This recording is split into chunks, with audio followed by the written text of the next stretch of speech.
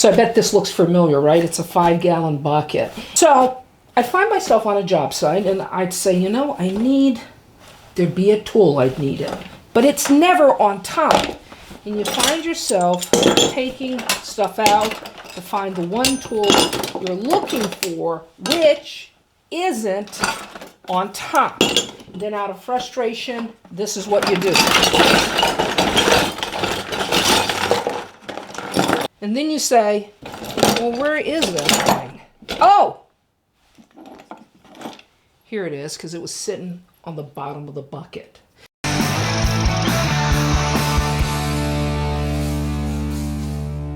Here's the thing. The majority of my tools are carpentry tools, and they're spread throughout the shop, or I can find them in my tool belt. And believe it or not, I know where all those tools are. But when it comes to other trades that I don't do as often, I can't always find a basin wrench if I'm working on plumbing and I need one. And I need to know where all my tools are so I can go straight to them, okay? So what I did was I developed an organizing system that just simplified everything for me. And I want to share that system with you so you're not carrying around one of those big 5-gallon buckets looking for that small little tool that you think fell to the bottom that actually isn't there.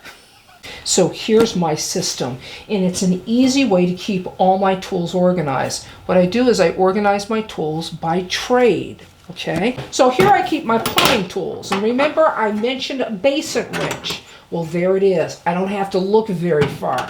Maybe I'm pulling a drain and I need a dumbbell wrench. I know exactly where the tool is. It's going to be in the plumbing workbox. Now, maybe I'm working on electrical, okay? I carry all my electrical tools in one bag. Maybe I need a voltage tester. It's right here. Or maybe I need something as simple as wire snips, or maybe I've got an outlet I need to test. I'm going to find it in this bag, and I'm not going to hunt all over my shop for it. Now, over here is my auto tools.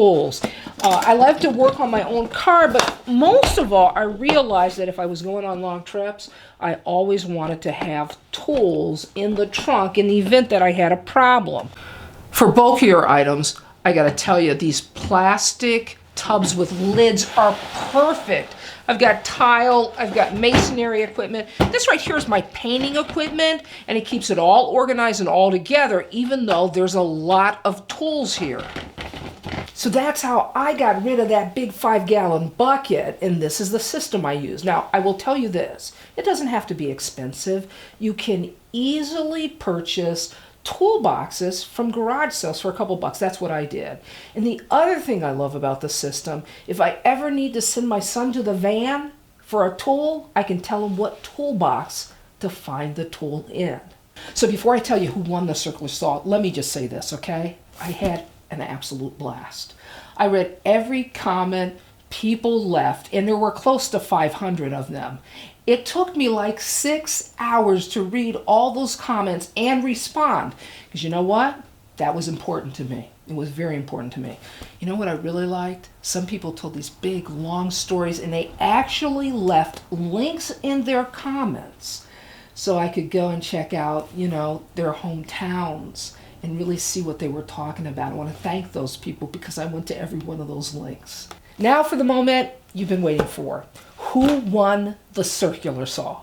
Now the winner of the random drawing for the circular saw from upstate New York is Generation Upcycle.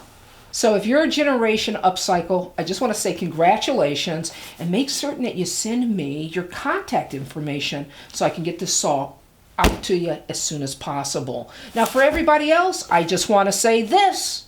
You can do this. See you next time.